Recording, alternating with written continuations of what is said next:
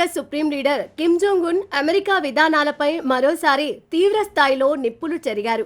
ఇటీవలే జరిగిన పార్లమెంట్ సమావేశంలో ప్రసంగించిన ఆయన అమెరికాను ఒక ఉగ్రవాద రాజ్యంగా అభివర్ణిస్తూ సంచలన వ్యాఖ్యలు చేశారు.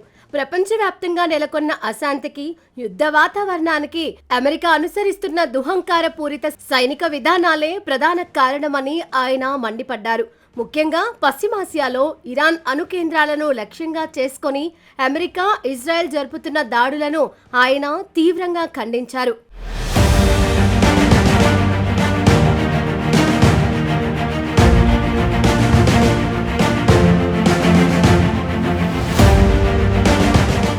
శత్రువుల దుశ్చర్యలను తిప్పికొట్టేందుకు తమ సైన్యం సర్వసన్నద్ధంగా ఉందని, ఏ రకమైన రెచ్చగొట్టే చర్యలనైనా సహించేదే లేదని కిమ్ ఈ సందర్భంగా హెచ్చరించారు.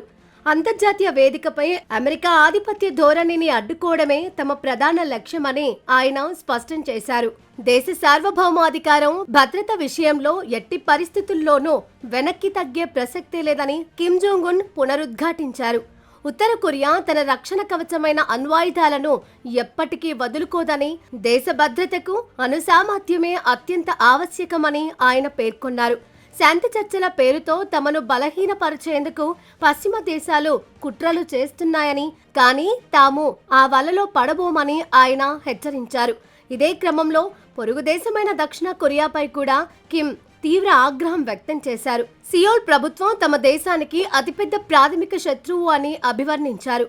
ఒకవేళ దక్షిణ కొరియా గనుక తమ సరిహద్దులను ఏమాత్రం ఉల్లంఘించినా లేదా ఉద్రిక్తతలు పెంచే ప్రయత్నం చేసినా నిర్దాక్షిణ్యంగా ప్రతిస్పందిస్తామని, వారి ఉనికినే ప్రశ్నార్థకంగా చేస్తామని కిమ్ తీవ్ర స్థాయిలో హెచ్చరికలు జారీ చేశారు.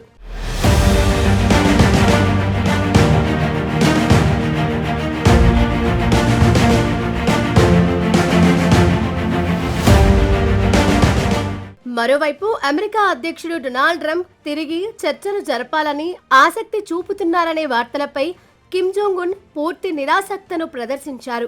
గతంలో జరిగిన చర్చల చేదు అనుభవాలను దృష్టిలో ఉంచుకొని అమెరికాతో అర్థం లేని చర్చల కంటే తమ ఆయుధ సంపత్తిని ఆధునీకరించుకోవడం, సైనిక శక్తిని బలోపేతం చేసుకోవడమే ఏకైక మార్గమని ఆయన తేల్చి చెప్పారు.